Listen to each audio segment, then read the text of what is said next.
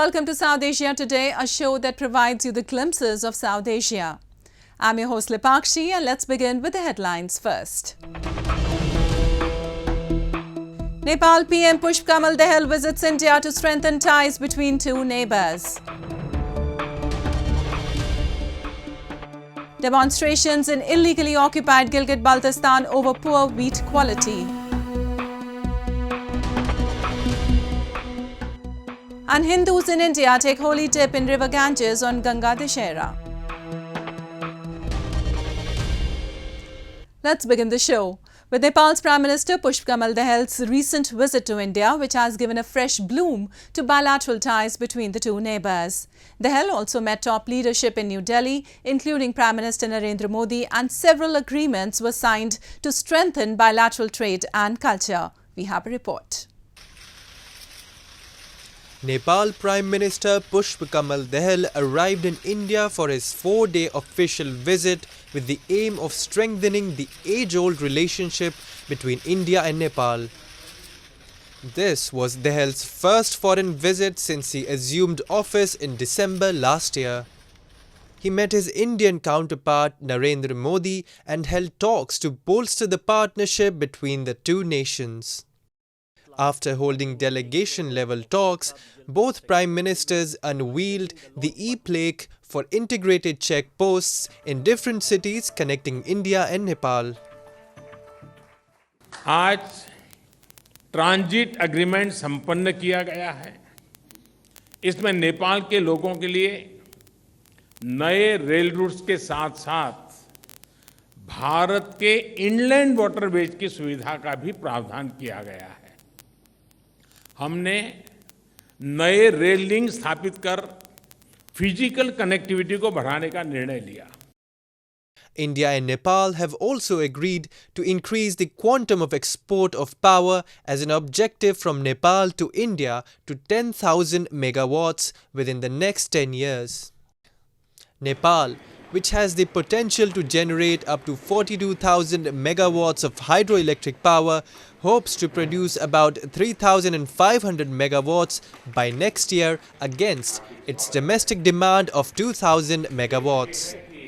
Both the countries reaffirmed their dedication to cooperating in a number of other fields such as expanding trade and air routes.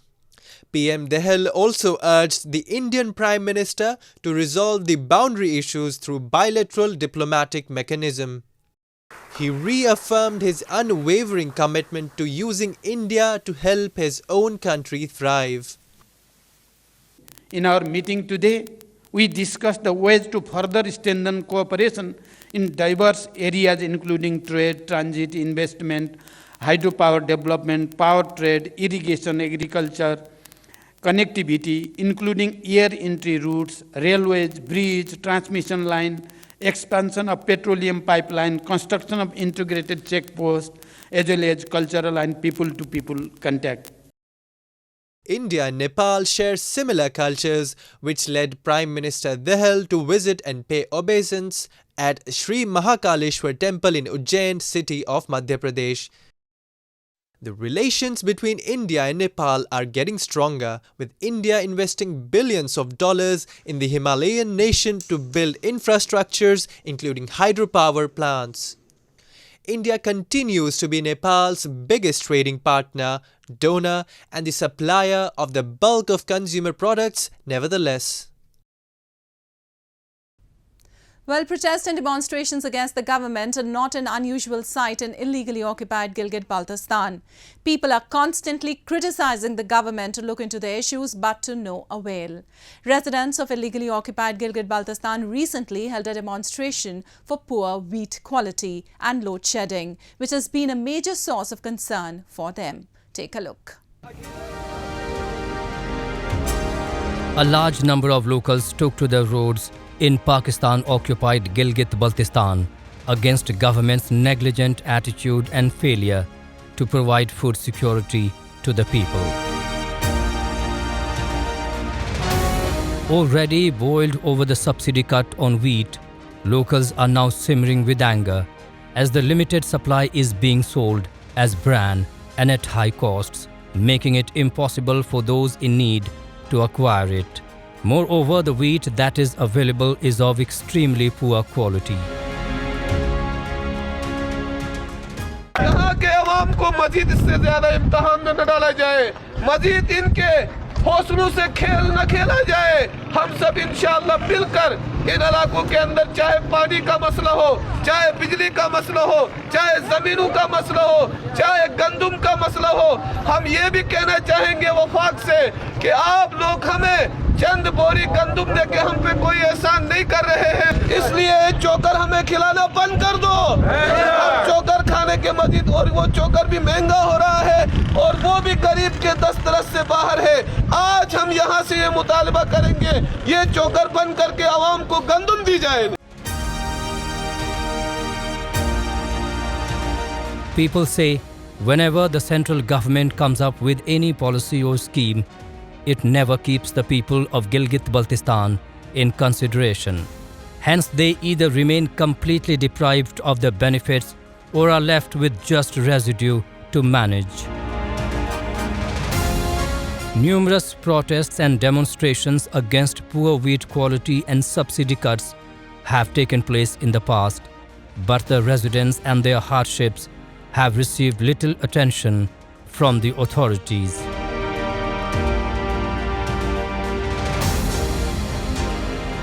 Wheat is the key component of the people's food basket in illegally occupied Gilgit-Baltistan, and depriving them of this staple can have catastrophic consequences.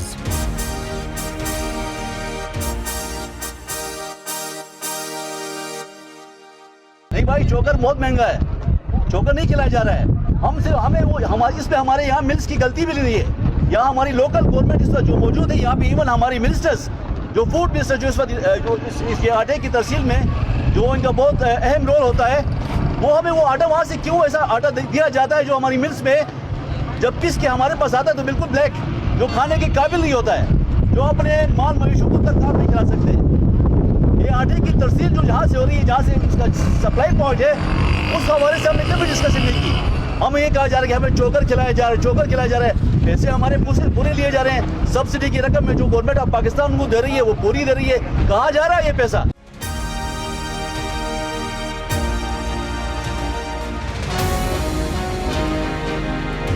Having reached saturation point, the people of illegally occupied Gilgit-Baltistan have started demonstrating intensively against the corrupt practices of the government. However, Pakistan, on the contrary, has ensured that people in this illegally occupied region continue to rule under its misrule that aims to keep the region underdeveloped while benefiting from its rich resources.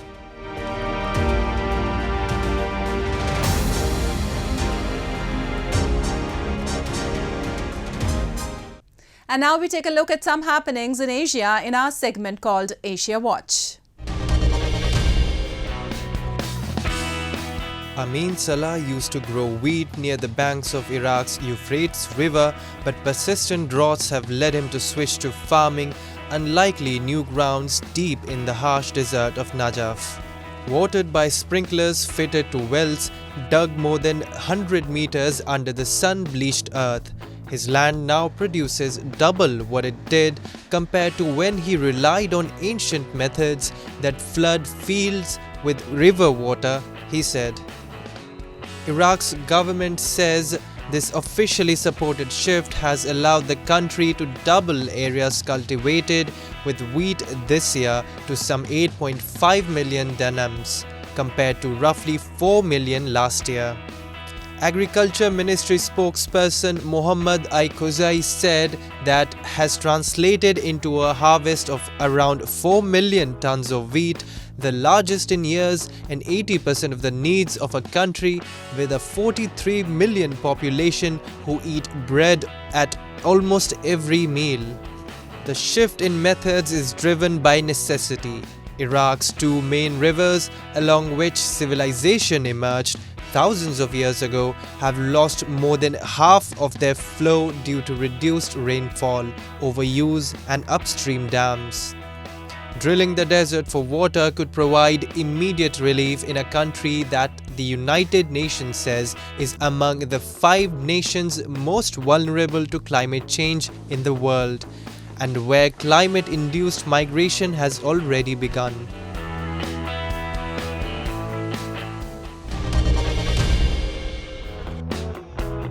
Hong Kong locals race to collect traditional desserts from a tower as the annual Sheng Shao Bun Festival returned to full scale for the first time since 2019.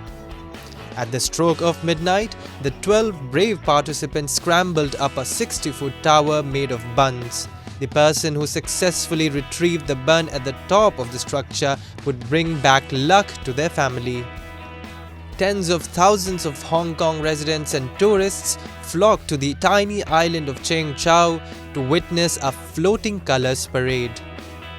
The parade featured floating children dressed up as gods and goddesses, and they were accompanied by traditional music and lion dancing as they marched through the island's streets.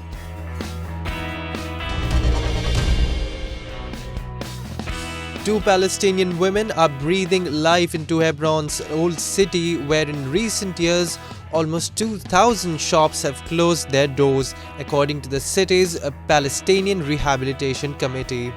Lubna Abu Turki and Abir Oseli are the proud owners of a soap shop and a library, and aspire to be role models for other women to enhance presence in the once buzzing old city, which is registered on the UNESCO World Heritage List. The old city became somewhat deserted in recent years by many Palestinian residents and shop owners after hardline Jewish settlers moved in. Israeli military patrols and checkpoints were installed throughout. Israeli restrictions on movement and access dating back to the Palestinian uprising at the start of the decade have turned parts of H2 into a ghost town. Poverty has risen in a city that was traditionally referred to as the engine of the Palestinian economy. Hebron was split into areas of Palestinian and Israeli control by agreement in 1997. The Israeli-controlled H2 area includes the settlements and the tomb of the patriarchs. Moving on, with the global warming significantly affecting mountain peaks, scores of climbers in Nepal called for action to protect them as they marked the platinum jubilee of the first ascent of the Mount Everest. Take a look. Everest summiteers has called for action as rising temperatures have continued to threaten Nepal's mountaineering as the nation celebrates the platinum jubilee of the successful ascent of the world's tallest peak, Mount Everest. Hundreds of mountaineers, including Everest summiteers, gathered in Kathmandu and held an awareness rally walking through the streets of Kathmandu. They were later felicitated by the government for their feat of scaling the highest peak in the world. यो भन्दा 70 वर्ष अगाडि अब हामी मोनी शेर्पा हो तेन्जिङ शेर्पाले यसरी हाम्रो नेपालको विश्वको उचाइ शिखर सागरमाथाको चुचुरोमा पुगेको दिन रहेछ भनेर मलाई चाहिँ धेरै खुसी र अनि यस्तो दिन चाहिँ सधैँ नै रमाइलो रहोस् भन्न चाहन्छु. The Sherpa community of Nepal is mainly dependent on mountaineering and expeditions. They have been assigned to fix the ropes to the summit, which officially opens the summit window to climbing enthusiasts. Because they are stronger at high altitude, Sherpas are well suited for alpine-style expeditions in the Himalayas. Climbers mainly need them to carry the oxygen, the gear, and a safety measure on the summit path. They are highly recognized as elite mountaineers and experts in high-altitude adventures. On Monday, those awarded badges were mainly members of the Sherpa community, which includes Kamirita Sherpa, dubbed Everest Man, who has ascended the 8,848.86 meter peak of Mount Everest 28 times, the highest so far. As the Sherpas have been helping and setting records, there's a renewed call for protection of the Himalayas, which are the main source of income for cash-strapped Nepal as well as the backbone of mountaineers. अहिले चाहिँ climate चेन्जको इस्युलाई चाहिँ राम्रोसँग देख्न सकिन्छ किनभने जुन चाहिँ weather जुन चाहिँ normally समिटको window भनेको चाहिँ मेलाई नेपालको हिमालयहरू चाहिँ मेको एभरेजको कुरा गर्ने हो भने मेको 15 देखि 25 सम्म मेन समिट विन्डो हुन्छ भने कुनै समयमा एकदमै हिमपात बढी यो सिजनलाई हेर्ने भने लास्ट इयर हेर्ने भने काठमाडौँको वरिपरि नै हिमपात यसपालि भनेको लगभग अप्रिलको डिसेम्बरतिर पर्नुपर्ने हिउँहरू एकैचोटि गएर अप्रिलको मिडतिर बल्ल स्नोफल भयो यसले गर्दाखेरि यसपालिको सिजनमा क्लाइम्बिङ जुन चाहिँ होल माउन्टेनियरिङ क्लाइम्बिङको सिजनलाई नै इम्प्याक्ट पारिरहेको थियो भने हामीले देख्न सक्छौँ नेपालको विभिन्न ठाउँमा हिउँको ठुल्ठुला ढिक्काहरू भत्किएर आएको यो देख्दाखेरि एकदमै रमाइलो देखे तापनि यसले गर्दाखेरि चाहिँ क्लाइम्बिङमा मात्रै नभएर यो चाहिँ होल प्राणीमा मान्छेहरूमाथि यो चाहिँ क्लाइमेट चेन्जको इस्यु चाहिँ मजाले नै बेस क्याम्प मुभमेन्ट ग्लासियर हिमशृङ्खलाहरू सुक्ने फुट्ने त्यस्तो खालको चाहिँ मजाले देख्न सकिन्छ Nepal this year has seen a high influx of climbing aspirants as the Department of Tourism has issued permits to 478 fee-paying individuals, the highest permit issuance on record to climb Everest. Nepal earlier in 2021 had issued a record 409 permits which overcrowded the summit and were often blamed for the high fatalities that year. A year later, the number dropped to 325, taken as an impact of ongoing Russia-Ukraine war and recession that is coming for this year. Close to 7,000 mountaineers have climbed Everest from the Nepal side since Tenzing Norgay Sherpa and New Zealander Edmund Percival Hillary first set foot atop the world's highest peak in May 1953.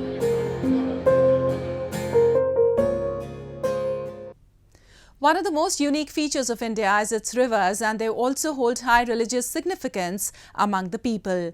They're considered as god and goddess in the country and are worshipped by Hindus. One among them is Ganga Dashera, which is one of the most popular and auspicious festivals in Hinduism. It is celebrated by devotees to mark the origin of sacred river Ganga. So this week we take you to the various Indian pilgrimage sites of India where devotees gathered at ghats of river Ganges to mark the festival of Ganga Dashera. Have a look. Hindu devotees gathered at the ghats of river Ganga in various pilgrimage sites where devotees took a holy dip and offered prayers to celebrate the festival of Ganga Dashera that marks the descent of the holy river on earth. Regarded as a celestial river of Hindus, originating in the heavens, the legends hold that Ganga was gifted to mankind in response to the great penance undertaken by King Bhagirath, after whom she is called Bhagirathi. Bhagirath, a descendant of the legendary Sagar dynasty, prayed for Ganga to descend onto the parched earth and bring life. On the occasion, devotees performed rituals and prayed to mark the special occasion in northern Varanasi and Prayagraj cities. बहुत ही ज़्यादा मज़ा आ रहा है जैसे कि आज गंगा जी का जन्म हुआ है और आज के दिन जैसे कि बहुत सारे लोग आए यहाँ पे बहुत सारे मतलब सबके दिल में ऐसी खुशी है जैसे कि मतलब हर साल एक नया हो। आज के दिन गंगा स्नान करने से और खासकर गंगा पूजा करने से विशेष फल प्राप्त होता है। जो व्यक्ति गंगा स्नान करते हैं या और लोगों को गरीबों को दान देते हैं, ब्राह्मणों का सत्कार करते हैं, महापुरुषों को सत्कार करते हैं, अपने माता पिता की वंदना करते हैं, इस कार्य करने से घर के अंदर खुशहाली रहती है। According to the Hindu mythology, goddess Ganga came down to the earth on Dashmi and freed Bhagirath's ancestors from a curse. It is believed that if one offers prayer on this day, one attains salvation from 10 sins. Every year, pilgrims from all over India take part in the festival and bath in the holy river in large numbers. आज गंगा दशहरा है और ऐसे में माँ गंगा का सानिध्य और उनके दर्शन का उनके स्नान का अगर काशी में सानिध्य मिल जाए तो इससे बड़ा पुण्य फल और कोई नहीं हो सकता इस जीवन में। The Ganga is considered holy river and is worshipped by Hindus who make up about 80% of India's 1.3 billion people. They call it Ganga Mata or Mother Ganga and believe a dip in the river absolves a lifetime of sins. The festival Ganga Dashera reflects the variety of rich cultural traditions of India. And such festivals set off shared attitudes, values, goals, and practices that symbolize the plurality of its Indian culture. Well, it's time for me to wrap up today's episode. We'll be back next week at the same time. This is Lipakshi signing off on behalf of the entire production team of South Asia Today. Goodbye and take care.